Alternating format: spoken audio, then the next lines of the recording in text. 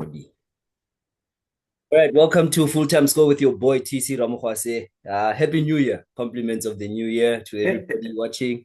I'm with my main man, Sifiso. Happy New Year to you, my brother. How was the festives for you? Happy New Year. Happy New Year. The festive season has been nice. It's been good. It's been wonderful. It's been wonderful. No complaints. No complaints. No, I'm happy, man. I'm happy to see Yeah. you still smiling. You're bright. It looks bright. The future Yeah. looks bright. Let's hope 2024 is as bright as your smile, my brother. Eh? Exactly. Exactly. Let's hope so, my friend. Let's hope so. All right. Hey, Sifiso, Yeah. New Year, football, the same. Let's start with Mm. CAF Champions League. This week we had the Yeah. CAF Champions League. We had two games from a South African perspective. We had Orlando Pirates. They were up against, I can't even say the name. It's Stade Abidjan. Then we also had Mm. Mamelodi Sundowns on the same day, but only at night, up against, I think it's Raja Casablanca. But let's talk about Pirates firstly. Pirates winning that game at Orlando Sportini to start the new year for themselves and their fans. What looks to be a promising year so far, or a promising season and a promising 2025. They started it off well. They won 3-0. I just want to know, what did you make of that game? Yeah. Congratulations to Orlando Pirates for the form that they're having so far. It has been doing well. Congratulations to Jose Rivero, the technical team, everyone who's involved at Orlando Pirates. They are doing a very fantastic job. They are doing a fantastic job. We just have to congratulate them. And I see that they are still yet to lose in the CAF Champions League, which is good. And having a team like Al Ahly in your group, it shows that yeah, the future is bright for Orlando Pirates going forward in the CAF Champions League. But they still have a long way to go. Still have a long way to go. But it looks okay. It looks okay. The players are confident. The players are looking forward to play every game. Mofokeng again, he's been key. He's been key to the Pirates' winnings as well as Maswanganyi. I think Maswanganyi is one player that we need to continue protecting and continue looking forward to his performances, especially when it comes to the national team. We need that guy. We need Maswanganyi to be playing more. We need Relebogile Mofokeng to be playing more. I think Mofokeng now is getting used to playing, getting more game time, and I think it's benefiting him a lot. And his confidence is growing. Each game he's growing. It's the future is bright for that young man. I think he's going far with football, and he's one of the best midfielders now in South Africa. He was one of the best players for me in South Africa. Even Maswanganyi as well is doing well. The likes of Bata are doing well. And I'm happy that in these games they are not conceding many goals. It's very important that they continue scoring and they close at the back, because it is going to count in the knockouts when it comes to the CAF Champions League. When it comes to those knockouts, maybe the aggregate goals and whatnot, those things they need to consider. So they need to close at the back and make sure that they keep it that way as far as they go. But when it comes to Coach Jose Rivero, what he has done with Pirate is very good. It's very nice. The guy is humble, man. And he's so humble, so down to earth. And he doesn't say much. He doesn't say much. He just wants to do his job at the Orlando Pirates. And he does it very, very nicely. And yeah, the future is bright for Orlando Pirates. The future is bright. But I know tougher games are coming in the CAF Champions League. Tougher games are coming. They still need to go to Al Ahly to play there. And you know how hostile the how how hostile it is there, and it's not good to play in North Africa. I'm not happy what happened to Sundowns, but Yeah. we'll talk about it when we get there. But going to Al Ahly is going to be extremely difficult. It's going to be extremely difficult. So they need to prepare themselves psychologically. How do they balance it with the league? They seem to have it under control. Ne? They seem to have it under control. But for now, because we are talking about the CAF Champions League, let me just focus there. they seem to have it under control, and I hope it works up until the last game of the season. But so far, so good. So far, so good. Yeah, no, I fully agree, man. I think I'm starting to go to the route of being impressed of Orlando Pirates because the way they've been approaching games, look, they haven't been spectacular, but they've been effective and they've been very, very good and solid. You know, like we saw against Al Ahly, I was concerned, like, hey, you're playing at home against Al Ahly. Al Ahly traditionally, when they play away, they defend a lot. It's your chance to actually have a goal, but they didn't have a goal. They kept the game still. All right, and now against this team, this Abidjan team, they played them at home. They went for it. They won. Then they took them that side. They went for it again. They won. So I'm liking the approach Orlando Pirates have. I was concerned with the experience of the squad in this level. I was also concerned with the experience of the coach at that level because CAF Champions League is a level above the PSL. It's a level above MTN8 or Nedbank, all those other cups. It's a level above. Yeah, yeah. I was worried that they will not they will not be able to make it. But so far they've been very impressive. In fact, they've been better than Sundowns in this tournament alone. You know, their performances have been more impressive than Sundowns, who've been doing this for longer. So I think the approach is nice. One thing I also enjoyed Sifiso was the 7 DDC players that played for Pirates at the same time at that level. I like the fact that Pirates, this coach and whoever else is running the show at Pirates, they seem to be at a point where they're no longer scared to expose young players. Maybe it's the Relebogile Mofokeng effect, where Mofokeng has been exposed, he's come out, he's shined, and now every other youngster, because of him, is being given a fair opportunity. You know, you see the he was out on loan a lot. He's been brought into the side to say, come here, develop here, let's watch you here. And he's getting his chances, and to a certain degree, he's taking his chances. So it's good to see a lot of that happening as well from Orlando Pirates. It goes to show that this club is moving in the right direction. They've got the right type of coach. His contract is actually supposed to end this year in June. I hope that he resigns for another 2 or 3 years because he's brought back SA football. You know, he's made SA football competitive again. Pirates winning those trophies, the MTN8s, the Nedbank Cups, giving Sundowns problems in those cups. Now in the league, they are right in the hunt. And now also in CAF Champions League, I think that's been very impressive, the way they've gone about it. Unbeaten. They look like they just need one more win and then they're in the group stage, not in the group stage, but in the knockout phases. I think they're on their way, man. And I like what I'm seeing with Pirates. Overall, I'm impressed. I was worried about certain things. Maybe they'll come later again, but I was worried about how they're going to balance the squad for the league and for the CAF Champions League. But as you've mentioned, they seem like they've got it under control as it stands. So for that, we have to give them credit for the work they've done so far in this league. They are good in the league. They are good in the CAF Champions League. They've already got one cup in their bag. It looks like 2025 might be a top year for Orlando Pirates. And Amabakania should be bracing themselves for a happy new year. The way the team is playing at the rate that the team is playing, I think Amabakania might be celebrating a lot in 2025 if this continues. Yeah. Anyway, moving on, man. Yeah, no, that's true. The second game we had Saturday, Mr. Sifiso, Sundawan, my Sundowns up against Raja Casablanca in Morocco. What a disastrous night. Absolute disaster of a football match. But before I go, let me hear your opinion. What did you make of that? Yeah, I think the disaster is the best way to describe that game. You know, I'm not complaining. I'm not complaining. But we have to just point out a few things that are not fair in Africa, football overall. I'm not happy the way things are being handled. You know, I'm not a Sundown supporter, but because of they are playing there and they are representing our country, we need better services, man. When it comes to officiating, man, it was bad. Yeah, it was bad. You know, it was so difficult for me to focus on the performance of Mamelodi Sundowns because of the issues that were happening there. The referee lost the game. He lost it. He couldn't control the game.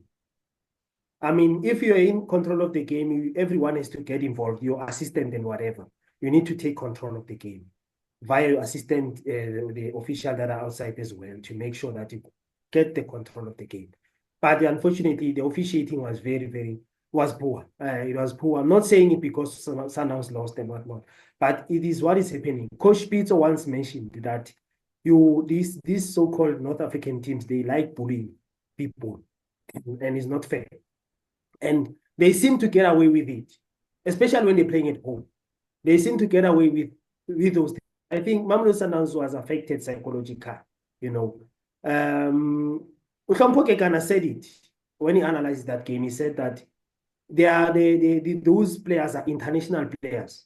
Mokoena is an international player. Obas is an international player. Half of Sundown squad is the international squad, but you can't do that to like it's so difficult. As much as you're an international player, you know what you expect when you're going there. But it won't be easy. It's not supposed to happen like that, man. It's not supposed to happen like we know that they can handle the pressure. We know that psychologically they will chow you, those guys in North Africa. We're expecting that. But I think the referee was supposed to get it under control so that we can have a fair game there. I think Mamelodi Sundowns lost it psychologically in the first 15 minutes, even in the first 10 minutes, when at the end they was fighting there and they were trying to defend at the end. And it got out of control from that moment. It got out of control. And there was no way I could see this game and analyze it in a way, in a way that I can take something from that game. But I think now Mamelodi Sundowns knows what to expect. They know what to expect going forward. They know what to expect going forward. Any team that plays Mamelodi Sundowns, they know that they are playing the best team in Africa, and all of those things will happen. So they need to prepare themselves going forward. Within Norman, we need to be able to handle such situations, because what was happening there is beyond them. It's beyond Mamelodi Sundowns. It's beyond South Africa. It's beyond, like, it's just that it's too much. But I think such things needs to be addressed. They need to be addressed. But coming to the game, like Mamelodi Sundowns, I feel Uguti Obas lost control. He lost it.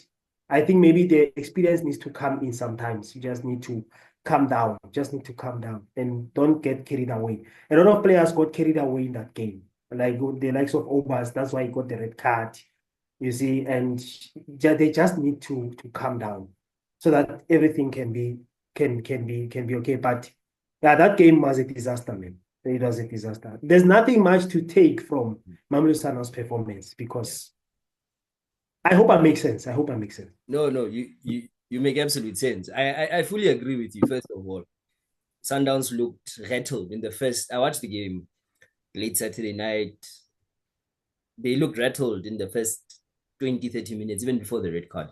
They looked like they were more, the emotional side of the game took over more than the game of saying we're playing football. Ne? And I think that disappointed me more than the result, because we've been, as a Sundowns team, I've been watching Sundowns my whole life. You know, I tell that to everybody, and most people don't believe that. But we've been doing CAF Champions League for almost 10 years now, trying to win it, and we've only won it once. We play North Africa on average one time a season, because we always play against at least a team from Tunisia, either Egypt, Algeria, or Morocco. At some point in our CAF Champions League campaign, we always meet a team from there, irrespective of the stage. But we always meet a team from there. At this point, we should expect us, as Sundowns, the whole system, even the coach, the current coach, I think he was coaching in Tunisia before he came this side. We should know what to expect when we go up there. And it's very, very frustrating as a fan of Sundowns. When we talk to other fans of maybe Pirates and Kaizer Chiefs and other fans, we always brag about, yeah, we've got CAF Champions League experience. That experience was nowhere on Saturday night. It was non-existent. It was arbitrary. It was null and void, because we looked like what I'd expect when Pirates play Al-Ahly in Cairo is what I saw from Sundowns on Saturday. The emotional side, the lack of self-control, just the anger, the frustration of all those players. It disappointed me, and I think that's where we lost the match. We lost the psychological battle against these guys. Then obviously now going down to 10 men in that part of the world is it's difficult to come back. The ball boys start disappearing. The other team, they're flaming injury. They're always surrounding the ref. The ref himself doesn't seem like he's in control of the match. He was a poor ref, you know. I always say the best refs are the ones I don't see at all. I see when I need to see them. And I was so disappointed with that performance. And I think Sundowns overall in this CAF Champions League campaign, I know we only lost one match, drawn one, I think 1-1. I don't even know anymore. We've been poor. We've been absolutely poor. For a club that has put the CAF Champions League as its North Star, as its main cup every season, this season has been an absolute disaster in the CAF Champions League so far. The performances have been poor, and Saturday just basically summed it all up. It just basically summed up this season in the CAF Champions League that we've been poor. And I've seen better Sundowns team play, even though we've only won it once. But I've seen better Sundowns performances away from home and at home that I've seen so far this season.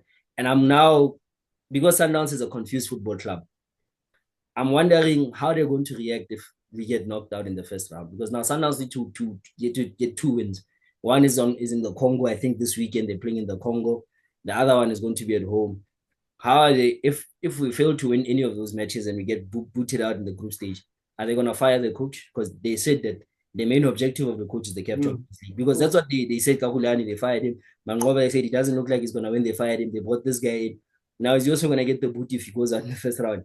You see, then this was always my fear with Sundowns. We're going back to the Sundowns of pre-Pizzo Sundowns, where it was a revolving door of coaches.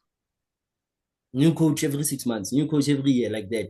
And there's no stability. And right now, the club is edging on not lacking stability. And you can see some of the form of the main players, the constant changing and the constant swapping and changing of the team every week. For me, this is not the Sundowns I love. This is not the elite level Sundowns of last season and the seasons before. This Sundowns is not what I grew up on. This is not the Sundowns that I've loved watching for the past 10 or so years. I don't like what I'm seeing. I don't like where the club is heading. And I don't want to cast aspersions because it's it's in the middle of the season more or less, but I'm concerned.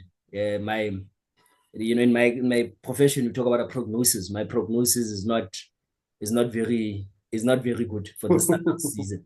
It's not very good for this Sundowns season. But yeah, we'll see how it goes, man. They're still in the they're still there. They're still number one in the logs. Still looking good in some aspects, but I'm just concerned with the overall picture that I'm getting. I know results will always be the main thing that pushes fans in the game, but I'm worried about the overall picture. And I don't like what I'm thinking. That's what I'm saying. I don't like the prognosis more than, the clinical picture looks a certain way, but the prognosis says something else. So yeah. Yeah. All right. Let's move on to your team. Your team. I'm going to say this before I give you a chance to speak. Watching Kaizer Chiefs is like watching Netflix. It's what Patrice Evra said about us now. You always wait for the next season. You always wait for the next season. And it's starting to go there again with Kaizer Chiefs. Kaizer Chiefs, Sunday, 6 o'clock kickoff, 5:45 kickoff, wrapping up the new year, the first weekend, the first Sunday of the year, of the new year, losing 1-0 to Moshin Ertuga, who's back in the country. I don't know what's the obsession with that Moshin guy, but whatever. He's back, and the first result you get, Kaizer Chiefs. What did you make again of Kaizer Chiefs? Again, next season. But what did you make of Kaizer Chiefs' performance? Well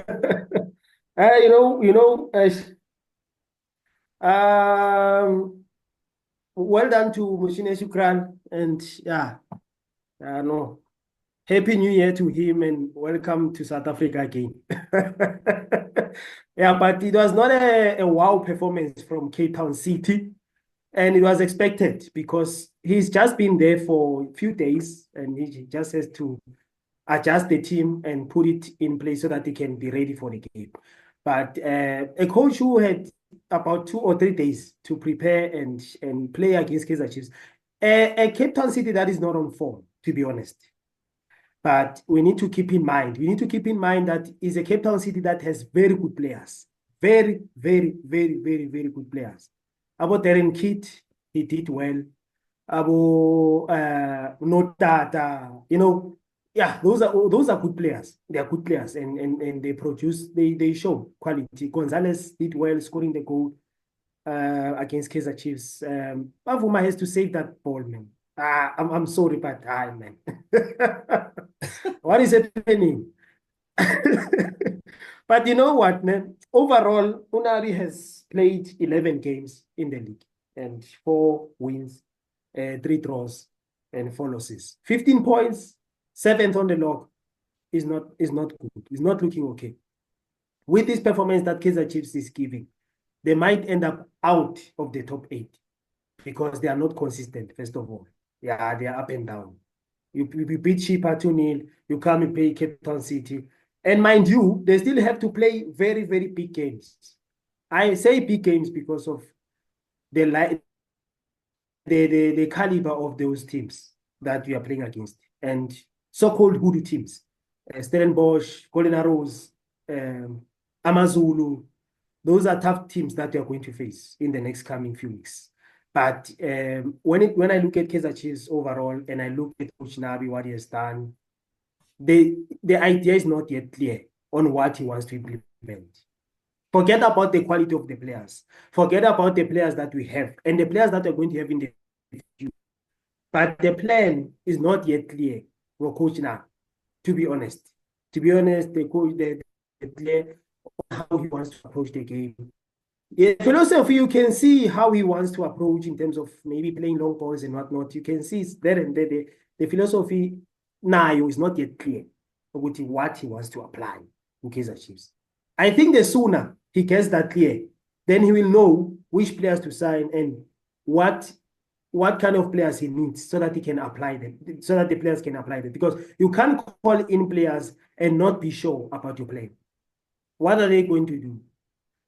I think we do have quality we do have the players that can play with Kaizer Chiefs and that can produce what he wants to produce. But he needs to be clear with his plan. Let the guy be clear with his plan. And when those players come in, because I heard Simango saying Unabi is doubting him and his performance. I mean, come on. To be honest, man, Simango is a good center back. When he was playing for Galaxy, he was brilliant. He was brilliant. And when he came to Kaizer Chiefs, things started to be sound. But I don't see a problem with Udi Klokwe. I don't see a problem with Simango. I'm just calling those players because those are the players that I think maybe he's been questioning. But for me, man, I don't see any problem with those players. The guy needs to have a clear plan. So I think the guy needs to have a clear plan. Then moving forward, he can start complaining. He's right. They don't have enough players to produce. He's right. He's absolutely right. But this complaint was with Mr. Nsek, Coach Nsek, Coach Arthur Zwane, Coach Kevin Hunt. They are complaining almost with the same thing. But what is the plan? What do you want to do? That will make a difference. That's what I'm crying about. That's what I'm crying. I told you, it's Netflix, bruh. Always the next season. And I know it sounds like a bit of a joke, but you're right. How many times are we going to say the same thing about Kaizer Chiefs? You mentioned exactly Coach Nzeki. You mentioned Coach Zwane. You mentioned Coach Baxter, maybe. Hunt. You can also go as far as Kevin Hunt. They complained about the quality of the players at Kaizer Chiefs. And nothing has ever been really done. You understand? And what you're saying is also correct. I like how you approach this. It's so nice because you looked at both sides. The lack of quality of players and nothing's been done. That's management. That is the sporting director, football operations manager, and everybody from the Mutaung family who works at the football club. That's their job. Then the coach now. You're absolutely correct. We've been, I'd never heard of Nabi until 2 years back. I'd never seen a Nabi team coach until he came to South Africa. I'm being honest there. But I remember when Mulifinseki was made coach last season there, everybody was hyping Nabi. Nabi this, Nabi that. We want Nabi. Chief supporters all over Twitter, all over on Spaces, YouTube, showing us this Nabi guy who was doing an amazing job, I think, in Tanzania. I'm not even sure who he was coaching, wherever he was coaching, at Tunisia or Tanzania. I'd never seen this coach. I'd never heard of this coach until the Kaizer Chiefs supporters and the media started mentioning him. Now he's here. Now, obviously, he comes in. I'm excited as a football supporter. Say, okay, what is this new guy bringing that we've heard so much about? They're calling him a chef. They're telling him he's going to cook. They're telling us he's going to cook. Then 6 months into the job, I'm still asking myself, but what is this guy's plan? What is the philosophy of the club? What is the direction? I hear him as the coach. He's right. He's not lying. Quality players are needed. But the players that are there, it's one or two of them that have improved, It's and I'm still not yet to see what's his approach, what's his philosophy. I know his successes in Tunisia and Tanzania and all those countries he was coaching. He has a lot of success there, but this is a different animal. This is the best league in the African continent for a reason. It's a different beast. And now it's even tougher because Mamelodi Sundowns have slightly regressed. Orlando Pirates have improved. You know, we know other teams, they've improved. Polokwane City have improved. Other teams have improved. So Kaizer Chiefs to be seventh is on merit because other teams have improved and Kaizer Chiefs have not improved. Has Kaizer Chiefs really improved though? Like, I don't know. Maybe I don't watch enough Kaizer Chiefs. I have to ask that question. Have they really improved with this Nabi coach? No. Because I hear now quality players. I hear so many theories out there. But when I sit down and just watch football, I don't see any improvement in the team. I don't see anything different. There was one game where everybody felt, yeah, we've improved. That was the 2-1 draw against Sundowns. That offside goal with Lucas Ribeiro, the last minute free kick that was given to that, all of that. And everybody was like, wow, Chiefs is back. It's improved. Sundowns is falling. Then they played Sundowns, the Cali Cup. Sundowns swept them 4-0 without even breaking a sweat. So I'm like, have they improved? Because to me, it looks like the same thing I've been seeing the last season and the season before and the other season. That's why I'm like, it's like almost watching Netflix, bro. You just keep seeing the same thing and you keep waiting for the next season to come. Already, most Kaizer Chiefs fans have checked out. They're waiting for the next season because they are not seeing anything. This team is not doing anything. This coach is not doing anything except complain about quality players. And you're right, man. It needs to stop. We need to have some direction. And I think management now also needs to pull their finger wherever they're putting it and go out and help this coach and get him those quality players he's crying about. And then he must also pull his finger from wherever he's put it. And I must work hard and work together and rebuild this great club, this great brand. Because as a fan of football, we need Kaizer Chiefs. Like whether we like it or not, having a successful, winning, good, strong Kaizer Chiefs, it makes our league a bit more exciting. Already you can see our league is very exciting because Pirates is doing well. Now imagine a Sundowns that's doing well, Kaizer Chiefs that's doing well, and Orlando Pirates is doing well. That our league goes into another stratosphere. You understand? So I really hope this guy and they get it right because I really don't want to sit here again in June and then there's a new Kaizer Chiefs coach again. It's really gonna frustrate me. Already, I hear other clubs are fishing around for this guy. Here, there was an interview in Morocco for this coach. Yeah, already now it goes to show me that next season again, we're gonna wait for the next season again and again. I can't do this anymore, Kaizer Chiefs. Like it's frustrating, it's confusing. I don't know, man. And I'm not even a Chiefs fan, so I feel for Kaizer Chiefs fan, and I know a lot of Chiefs fans.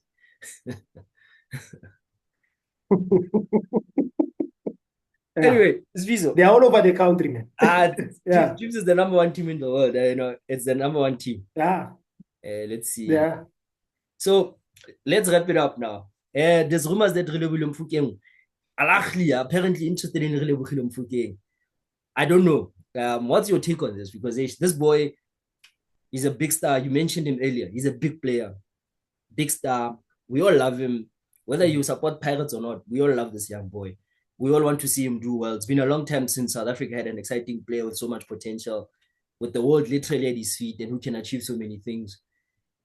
The questions that are now coming is what is his next move? And for me, I think it's a question of when, not if he leaves Pirates. When does he leave Pirates? And it's very important when he leaves Pirates, where does he go? So I just want to hear your view on his situation, Al-Ahly looking for him, and in general, him going somewhere. Yeah, I think obviously eventually he will leave Orlando Pirates. Eventually because of his performance and because of the form that he's in and of the caliber of a player he's in. But I remember you, I don't know if you remember, but you were not talking here on YouTube. You were discussing somewhere else. You said because of our location, it is very difficult for our players to go Europe, especially in England and such countries. But I so wish Relebogile Mofokeng could go somewhere there. Maybe in a championship. Sunderland, Burnley, go there, man. What are you going to do in Al-Ahly? Because I feel like Al-Ahly is not a good fit for him. Okay, yes, they are exposed. He will be exposed because of playing in the CAF Champions League. But the league in Egypt is not as good as our league, to be honest. Our league is the best league. But setback for me now. I feel like he needs to go maybe in England, play for a championship side, even if he can play the League One side in England, it will be better for Relebogile Mofokeng to be exposed and to. I think gone are those days when we say a player when he's 19, is 18, is still young. No. Gone are those days. I think the boy is ready. He needs to go to Europe. I don't see him going. I don't want him to go to Al Ahly. It will be a good opportunity to get exposure, to play in a different set. You know how tough it is to play out there in North Africa. But I feel he needs to go to Europe. That's my point. That's my opinion. That's how I see it. Yeah. First of all, I agree, man. What's he really gonna do in Al Ahly? Because I'm worried about the style of play. They don't play his kind of football. He likes it. He likes the more carpet football approach. He wants to take players on. He wants to take opportunities to dribble and shoot. He's not gonna get a lot of that at Al Ahly because they can change their plan. They can be a kick and rush type team. They can be a counter attack team. I don't see how he fits in an Al Ahly. The current Al Ahly that I'm seeing, I don't see how he fits. I don't think he needs to go there. Yes, there'll always be that aspect, especially for footballers, money. He's going to get paid in US dollars. I'm sure he'll be a millionaire the moment he signs a contract with those guys. But I don't think it's worth it for him. And I think he can do so much more with his career and his life and make so much money if he takes a different route. One of the things I think in South Africa, when it comes to when we have talented players like Mofokeng and many others we've seen before, the mistake we make, we just want them to go to Europe. But not us as fans, but I mean their agents, their family members, and their clubs. I think the mistake that they make is that they just send them there. One thing Mofokeng and his agent and Orlando Pirates, if they are directly involved in this, what they need to do is sit down and look at the options he has. He can go to the championship in England. He can do well at a Burnley, for example, because Burnley, they play nice carpet football. We saw this last season. They haven't changed it from now. And you can see Lal Foster's still thriving when he's not injured.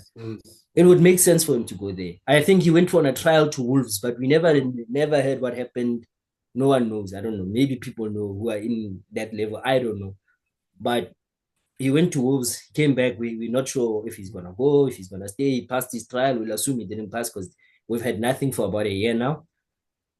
But he needs to go to a club or a league at the very least where his style of play can be developed and improved on. I would personally, if I was one of his advisors, I would look into the Dutch league in Holland.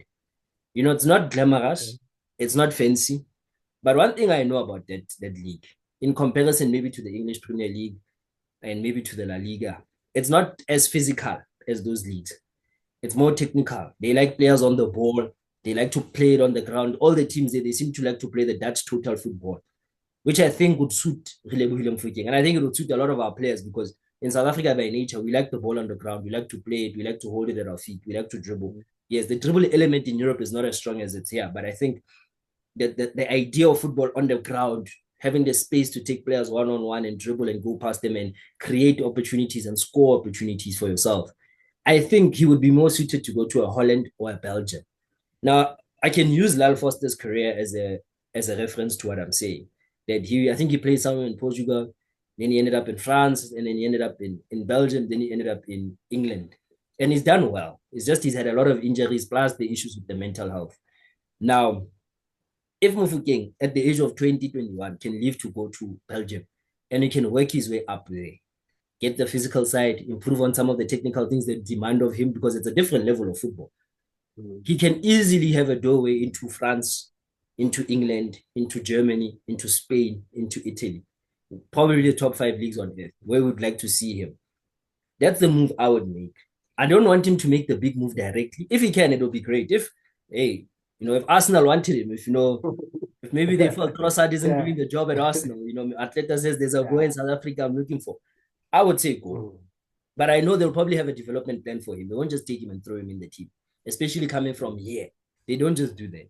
So I would say that if those type of options don't come along, where a huge football club comes and says, let's pay him, let's take him, I would say that look at those Belgian leagues, look at the Eredivisie as a target for yourself. Go there, grow your game, develop some things that you're still missing in your cabinet from here. And I think once he's 24, 25, if he can go there and develop in 3 or 4 years, by the age of 24, 25, 26, he will probably be in the big leagues and he'll be making big money. And he can set himself up for life. Look at Benny McCarthy. He's still living large. He still has connections all over Europe. Steven Pienaar still living good with good money, connections all over Europe. Lucas Radebe, but this is old now. But the Quentin 1990s, Fortune. yeah, Quentin Fortune, those guys, Yes. because of what they did at a certain age, they're still living good. They still have the money in the pockets.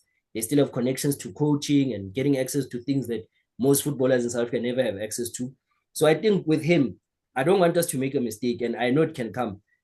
I really don't want to rush the process with him. I'd really prefer him to go to a team, even if he goes to Barca B, because I heard Barca B are interested.